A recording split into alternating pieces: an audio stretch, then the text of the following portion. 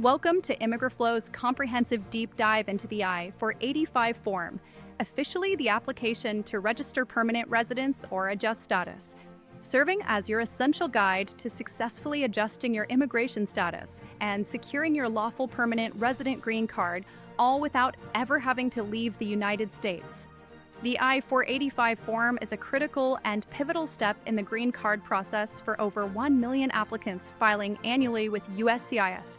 Yet common errors frequently lead to significant processing delays, as USCIS rejects approximately 10 to 15% of these applications due to issues like incompleteness or inaccuracies, according to their annual reports. In this video, we'll thoroughly break down the top 5 most common mistakes that cause these frustrating delays and equip you with practical, actionable tips to avoid them entirely, paving the way for a much smoother and faster path to your permanent residency in the U.S.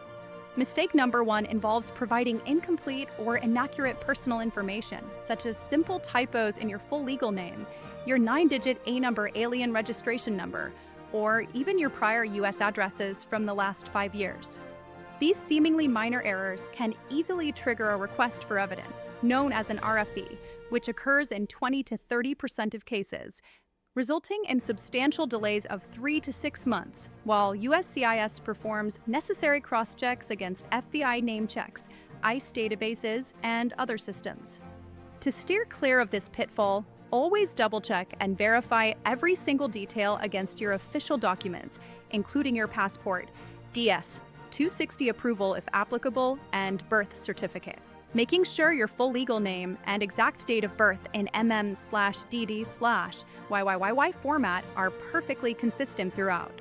Mistake number 2 is failing to include crucial supporting documents, a glaring oversight that accounts for a whopping 60% of all I-485 processing delays, according to USCIS data and immigration experts.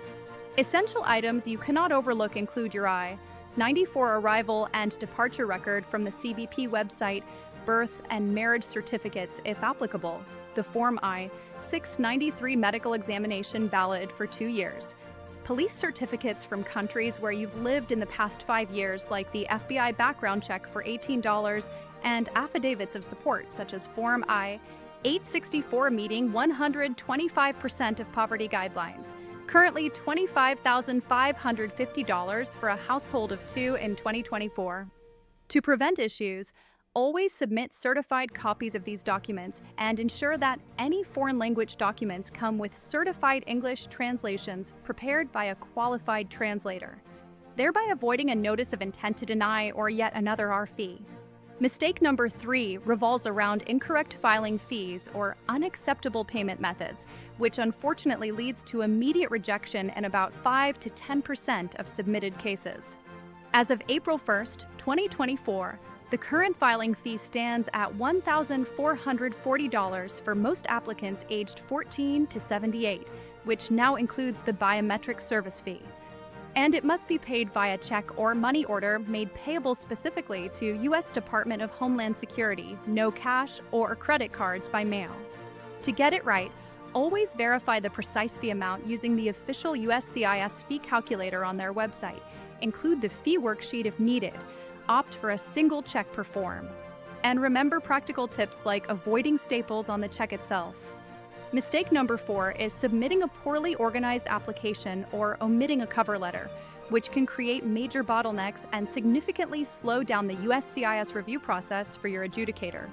USCIS strongly prefers applications that are meticulously organized with clearly labeled tab sections in a cover letter that indexes everything, such as Part 1 for all forms and Part 2 for supporting documents, making the officer's job much easier. A disorganized packet turns into an adjudication nightmare, so invest in a sturdy 3-ring binder with tabs following the latest instructions edition from December 9th, 2024, and crucially, avoid punching holes in any original documents to preserve them. Mistake number 5 is late submission or missing those critical deadlines, which can result not just in delays, but in outright denial of your application. You absolutely must file your I-485 during periods of visa availability as shown in the monthly visa bulletin from the State Department. Monitor it closely, Adhere to rules like the 90-day rule for status changes. And consider filing concurrently with forms like I-130 for family-based or I-140 for employment-based cases. For instance, filing without an approved I-140 petition or after your priority date retrogresses, such as EB to India backlogs reaching only 2012 dates, will almost certainly lead to denial, so stay vigilant. Check USCIS case status online regularly and file within 30 days of becoming eligible. By diligently verifying your personal information, gathering every required supporting document, paying the exact correct fees, organizing your entire packet professionally, and strictly meeting all deadlines, you can dramatically reduce the risk of delays and improve your chances of approval. ImmigrFlow is your ultimate ally, expertly designed to streamline this entire complex I-485 process by providing intuitive tools like interactive checklists, automatic organization guides, and smart reminders to keep you on track and confident throughout your application journey. Don't let avoidable delays derail your dreams. Streamline your I-485 process effortlessly with ImmigrFlow today. Head over to immigraflow.us and sign up right now to get started on your smooth path to permanent residency.